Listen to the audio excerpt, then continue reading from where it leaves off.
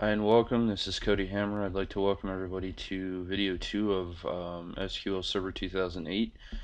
In the previous video, we talked a little bit just about the installation process of SQL and how to go about installing SQL Server 2008. In this video, I'd like to talk a little bit about creating tables, what goes on when you create tables, some of the things to keep in mind, and some of the rules and guidelines that you should go by. I have a short presentation here. So to begin with, what tables are a way to contain data in a database. They're composed of rows and columns, and the columns represent attributes of database object modeled by the table, and rows represent an occurrence of the object. There's three types of tables: partition, system, and temporary. Another term that you'll hear a lot is null, which is an unknown value.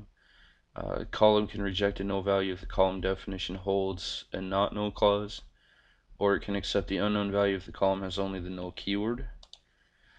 Constraints are a really good idea to use with tables. I'll do a demonstration on that as well. And what these are basically, they're rules to allow or disallow something. Basically, you specify restrictions on data. There's several different data types. What data types are, they define the different kinds of data stored in the table. Be it interval, small interval, varchar. There's quite a few there. The two major types of data types are alias and CLR, which is Common Language Runtime. And there's a few other things that I might cover. I want to cover a little bit about primary keys and foreign keys in this video as well. So I'll go ahead and close this. And I have VMware running with Server 2008. Let's see if I can full screen this. So what we have here is once you install SQL Server 2005 or 2008, I generally like to use the SQL Server Management Studio. A lot of more experienced users may not use this feature. So if you go in here and right click on database and new database, you can create a new database and name this whatever you want. For this purpose, I'm just going to name this test. And as far as the initial size go, keep in mind that when you build databases, they get bigger and bigger as time goes by. And you should allow some more room to expand those. So you can actually change the auto growth size by clicking the three little dots here, and you can either change it by percent or megabytes. You can also change the path of where this database is actually stored as well. So I'm going to go ahead and create a database named test, and once we're here, what I'd like to do is right click on the test database and go to new query. You can also do that by hitting the new query button up above as well.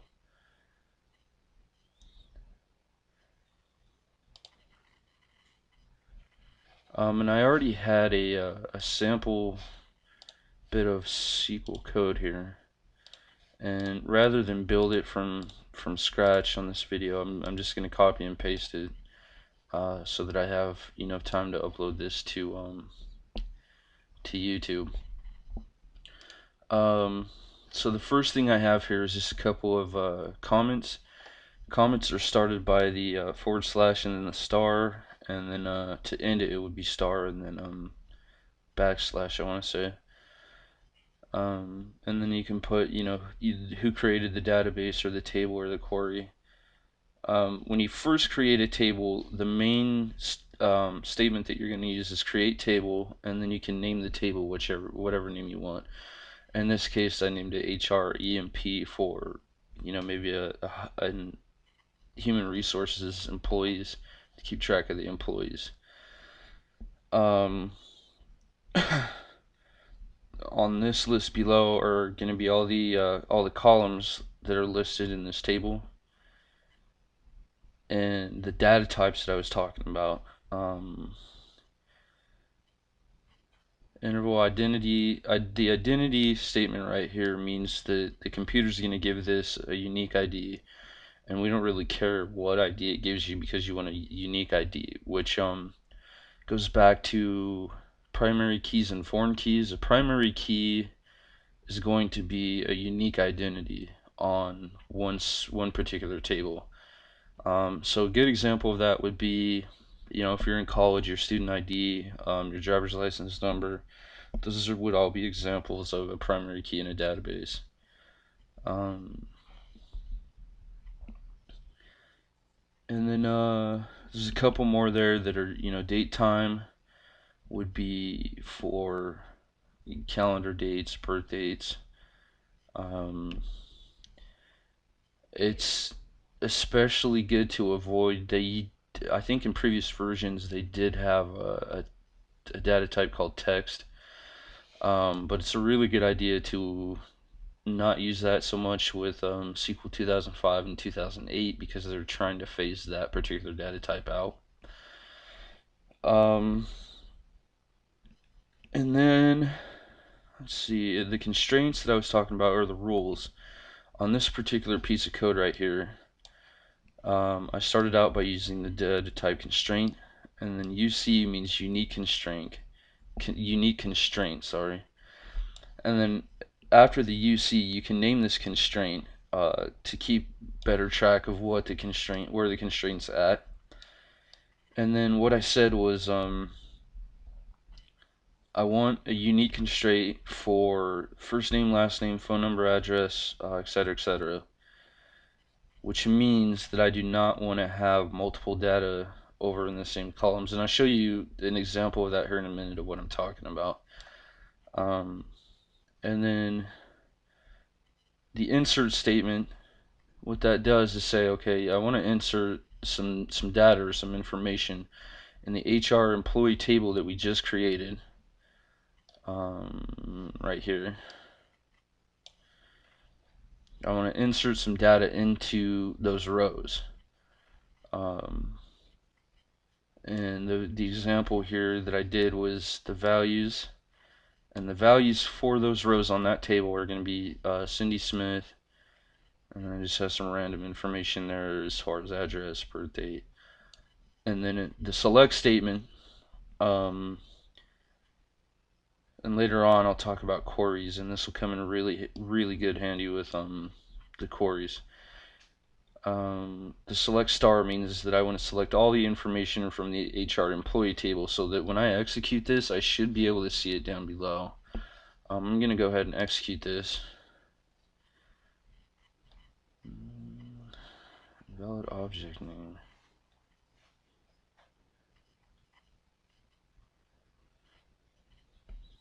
HR. Let me try deleting this for a minute.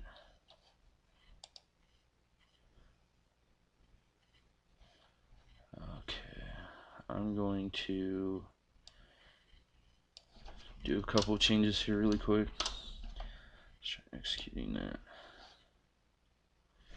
HR EMP in the database.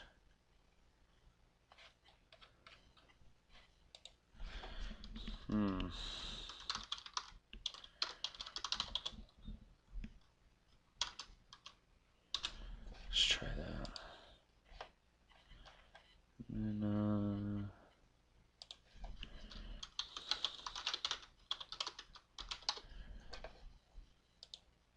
there we go. And see, this is the rows or the columns that I was talking about right here. Employee ID all the way down. And then the information we use by using the insert statement. Insert into the HR employee table. And these are the column names. And then these are going to be the values that are put in here. Now what I was talking about before, and I don't remember the the command for it right offhand, but you can actually, there is a command to make the employer ID unique, and you can make this a primary key if you wish. So if I deleted this constraint right here, I'm going to go ahead and delete this. What this means is if I copy and paste the insert statement of all that data that I wanted to be inserted,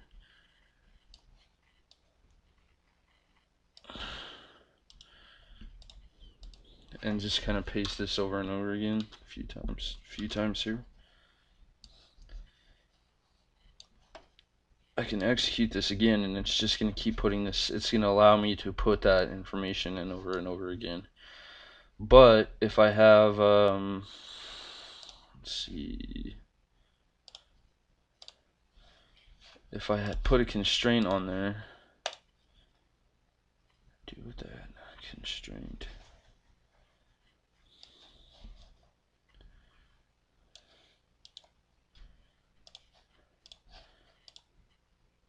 Then I can put this constraint on there, and if I run this again, it's not going to let me do it because I put a constraint saying, hey, you know, I don't want to be able to insert the same name and the same information more than once.